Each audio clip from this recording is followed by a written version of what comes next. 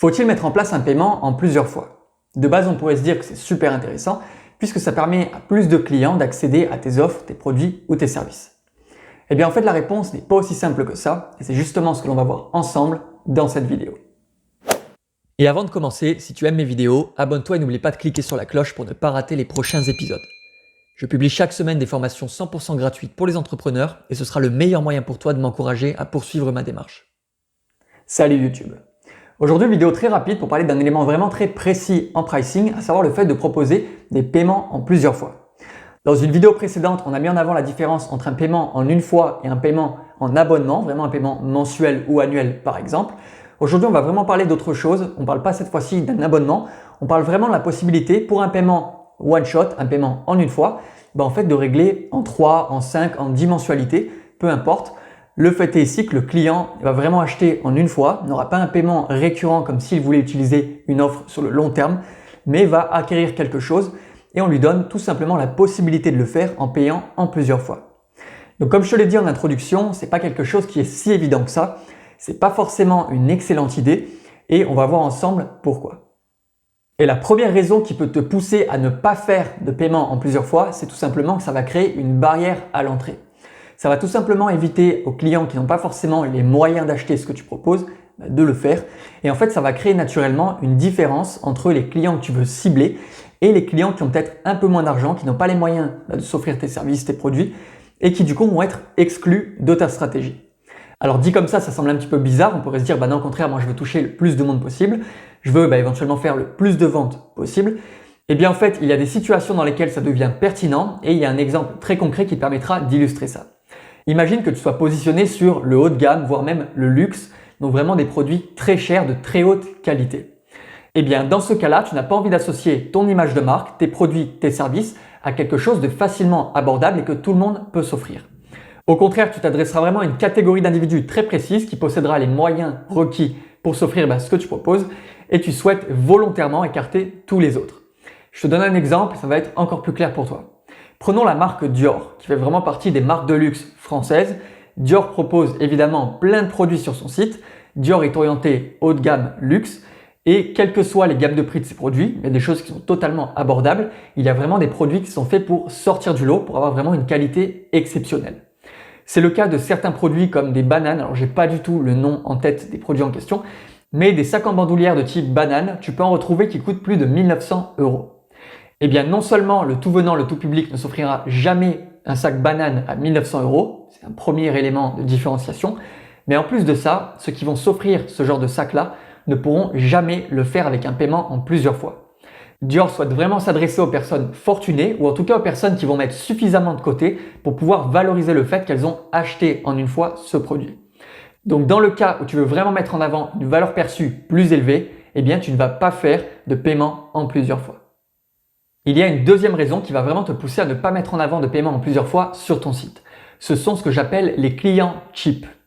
Donc par client cheap, j'entends vraiment ceux qui cherchent toujours la petite bête, qui cherchent toujours les offres les plus basses possibles et qui sont plus attirés par le fait d'acheter pas cher plutôt que d'acheter quelque chose qui correspondra à ta marque et à ce que tu proposes directement.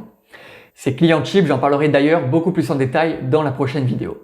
Donc ce sont des clients qui en général sont beaucoup plus demandeurs de prix à la baisse, qui vont être beaucoup plus sollicitants sur le SAV, donc vraiment poser beaucoup plus de questions, qui vont hésiter longuement, qui vont vraiment t'embêter avant d'acheter puisque leur motivation première, c'est pas vraiment le produit, c'est le fait d'y accéder à très bas prix. Ces clients, tu n'as pas idée à quel point ils sont plus nombreux que ce qu'on peut imaginer. Et du coup, une deuxième raison qui pourrait te pousser à ne pas proposer de paiement en plusieurs fois, c'est de constater que ce genre d'individu est vraiment relativement fréquent sur ton marché et que tu souhaites donc les éviter en tant que client cible. Enfin, bien évidemment, la troisième raison qui va te pousser à éviter de faire des paiements en plusieurs fois, c'est tout simplement le risque d'impayé. À chaque fois que tu vas proposer des paiements en plusieurs fois, tu vas augmenter le risque que la carte bleue qui a servi à faire le paiement initial expire. Donc plus le paiement est prolongé dans le temps, plus ce risque sera élevé. Typiquement, si ma carte bleue en tant que client expire dans 2 mois et que j'ai échelonné un paiement sur 10 mois, eh bien dans 2 mois, mon paiement automatique ne se fera plus. Ce sera un problème pour toi en tant que gestion de service client. Du coup, une fois encore, ça augmente les frais de fonctionnement de ton entreprise. Tu vas peut-être devoir faire des recours si jamais le client n'est pas coopératif. Bref, ça peut augmenter le risque d'avoir des problèmes à gérer. Sans oublier évidemment que ce genre de service de paiement en plusieurs fois, en général ça a un coût. Soit c'est une plateforme externe qui va le faire pour toi, mais du coup elle prendra un pourcentage sur tes ventes, soit tu devras payer donc un abonnement mensuel. Et dans tous les cas, en général, tu devras payer une assurance qui permettra de couvrir les frais et couvrir les impayés si jamais, écoute, tu rencontres souvent ce problème-là. Donc ces 3 raisons-là peuvent te pousser à ne pas faire de paiement en plusieurs fois. Ton alignement stratégique par rapport à ton branding et ton marketing, le fait d'éviter une certaine gamme de clientèle que tu ne veux pas voir et surtout tous les risques d'impayés ou tous les risques financiers que cette pratique pourra engendrer à l'avenir. Donc j'insiste bien, il faut savoir dire non quant à ton positionnement marketing.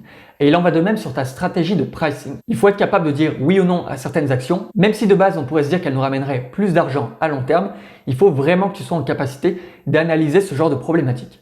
Si tu débutes, bien évidemment, que tu n'as jamais été confronté à ça, fais le test. Tu n'as rien à perdre de ce côté-là. Et au contraire, je t'invite même à découvrir ton propre marché pour voir comment est-ce qu'il réagit à toutes tes offres. Et maintenant que je t'ai bien dégoûté du paiement en plusieurs fois, j'aimerais qu'on fasse une petite pause et qu'on prenne un peu de hauteur par rapport au sujet. Il ne faut jamais que tu subisses tes actions marketing. Il ne faut non plus jamais que tu subisses tes actions en pricing. Je te l'ai dit, tu dois savoir dire non à certaines choses, mais tu dois aussi apprendre à tirer profit de certaines situations. Et en l'occurrence, le paiement en plusieurs fois peut être un excellent argument marketing qui va te permettre non seulement de vendre à plus de monde possible, mais surtout aussi de vendre plus cher. Je m'explique. Plutôt que de dire à tes clients en e-commerce, par exemple, qu'ils peuvent payer en plusieurs fois, quel que soit l'achat qu'ils font sur ton site. Pourquoi ne pas conditionner ce paiement en plusieurs fois sur une certaine gamme de prix, à partir d'un certain montant d'achat? Je t'invite vraiment à faire le test de ton côté, tu vas te rendre compte que cette stratégie va naturellement augmenter ton panier moyen. Prenons un exemple concret.